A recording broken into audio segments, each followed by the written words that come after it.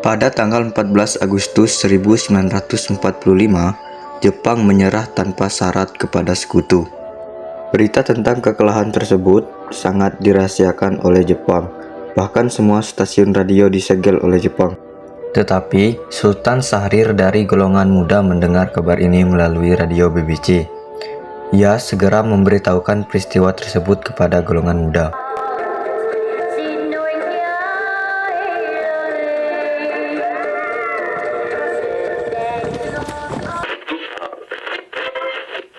Japan has today surrendered. The last of our enemies.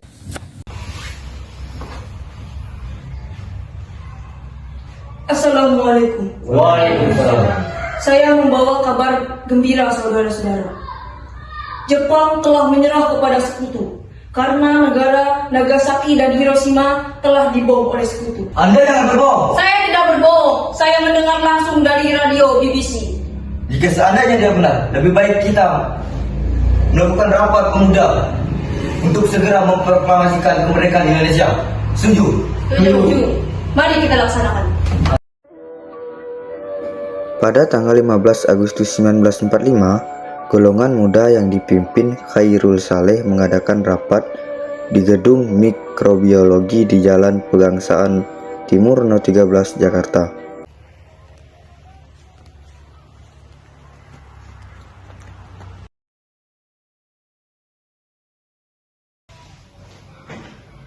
Jepang telah menyerah kepada sekutu. Berarti di Indonesia telah terjadi kekosongan kekuasaan. Begitu, kita harus mendesak golongan tua, terutama Bung Karno, agar segera memproklamasikan kemerdekaan Indonesia. Tapi jangan sampai kemerdekaan Indonesia diproklamirkan oleh PPKI. Kenapa kamu berpendapat seperti itu? Karena PPKI merupakan badan pembentukan Jepang. Kita harus segera menolak hadiah kemerdekaan dari Jepang, karena kita akan menyusun kemerdekaan kita sendiri. Kalau begitu, mari kita meminta kepada Insinyur Soekarno dan Bung Hatta untuk segera memutuskan kerjasama Indonesia dengan Jepang. Kalau begitu, Bung Darwis, Wikana, dan Syahrir untuk segera menuju ke kediaman Soekarno. Sedangkan saya dan pemuda lainnya memerintahkan pemuda lainnya untuk merebut kekuasaan dari Jepang. Selanjutnya, Darwis, Sultan Syahrir, Wikana tiba di kediaman Soekarno di Jalan Pegangsaan Timur nomor 56 Jakarta dengan maksud menyampaikan hasil-hasil keputusan rapat. Ini sih, Ya, apakah Bung Hatta dan Bung Karno ada di rumah? ada. Ada apa ya? Ada hal penting yang ingin kami sampaikan. Oh baiklah, mari kita.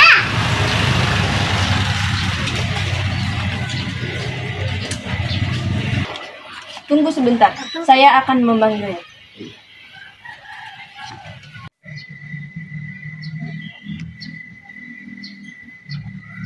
Permisi Pak, ada pemuda-pemuda yang datang ingin bertemu dengan Anda.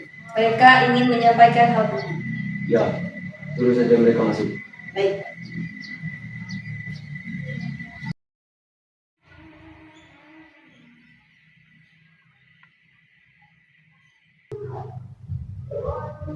Apa kabar, Bu? Ya.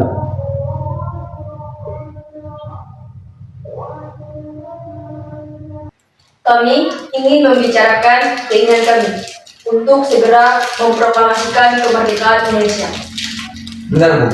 Jepang telah kalah. Kita harus menolak kemerdekaan dari mereka. Kita harus segera memproklamasikan kemerdekaan kita sendiri. Apakah tidak terburu-buru? Pemerintahan Jepang masih sangat diragukan. Bung harus segera memproklamasikan kemerdekaan kita secepatnya. Apa kita diskusikan dulu bersama-sama? Untuk apa lagi? Untuk semua ini. Bung harus secepatnya melepaskan diri dari mereka. Nipung masih kuat. Nipung telah kalah. Nipung bisa angkat senjata, Syahrir. Sudah, cukup. Untuk apa kita mengeraki ego kita untuk saat ini? Yang terpenting sekarang, kita harus menjaga kesatuan agar tidak terjadi penyimpangan lagi. Hidup jika tidak dipertahankan, tidak layak diperjuangkan. Karena masing-masing mempertahankan pendapatnya, para golongan muda bergegas untuk meninggalkan kediaman Soekarno. Kemudian, para golongan muda segera mengadakan rapat di Jalan Cikini nomor 71 untuk membicarakan masalah ini. Lalu sekarang ini bagaimana?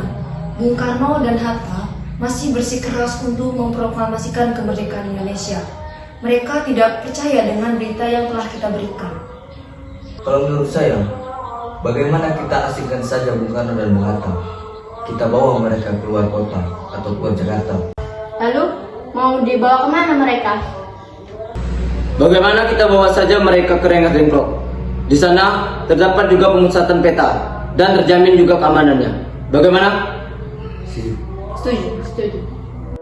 Hasil rapat tersebut, para golongan muda memutuskan untuk mengasingkan Bung Karno dan Bung Hatta ke Rengas Dengklok agar terhindar dari pengaruh Jepang di Jakarta. Masih terjelaskan. Menurut Sahrul, Kalian berdua akan kami asingkan ke Karawang. ada apa? Aku saja.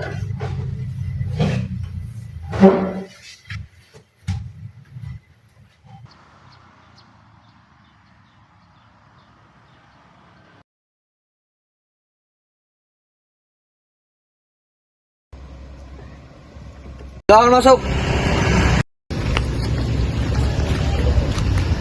Duduk.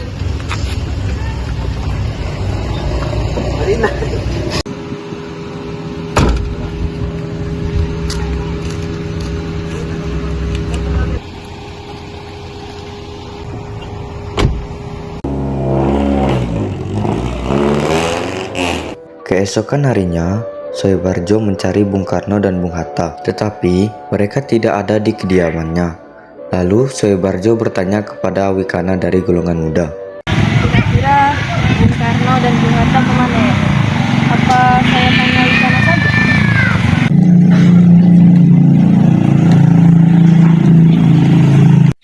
Assalamualaikum. Waalaikumsalam. Kamu sembunyikan di mana Bung Karno dan Bung Hatta? Saya tidak tahu. Anda jangan berbohong. Saya tidak berbohong. Rasanya tidak arif jika kedua tokoh nasional diasingkan. Tidak arif bagaimana? Saya sudah mencoba meyakinkan mereka, namun mereka saja yang tidak mau melakukannya. Percayalah, pada pukul 12, jika mereka tidak memproklamasikan kemerdekaan Indonesia, nyawa saya taruhan. Sudah, mari ke saya sekarang. Pada pukul 17.30 sore, Soebarjo yang ditemani oleh Wikana tiba di Rengas Dengklok untuk menjemput Bung Karno dan Bung Hatta. Di mana Bung Karno dan Hatta? Ada apa? Di mana Bung Karno dan Hatta? Apa Anda ingin menembak saya? Hatta? Sebenarnya, Bagaimana kondisi Jakarta sekarang? Tidak terjadi apa-apa. Tidak terjadi revolusi saat ini. berarti kita hanya menyia-nyiakan satu hari dengan sia-sia. Satu hal yang penting, Jepang telah menyerah pada sekutu. Nipu telah habis. Yang dikatakan Soebarjo benar, Bu. Mari kita berangkat sekarang. Sekarang juga. Sekarang kita diam!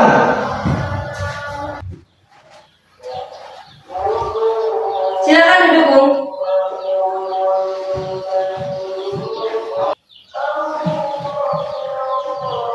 Bagaimana, Bung? Tidak ada yang membawa teks proklamasi yang telah dibenarkan kemarin. Oh benar. Bagaimana kalau bukan saja yang memproklamasikan? Baik. Silakan ambil kertas sekarang. Baik, Bung.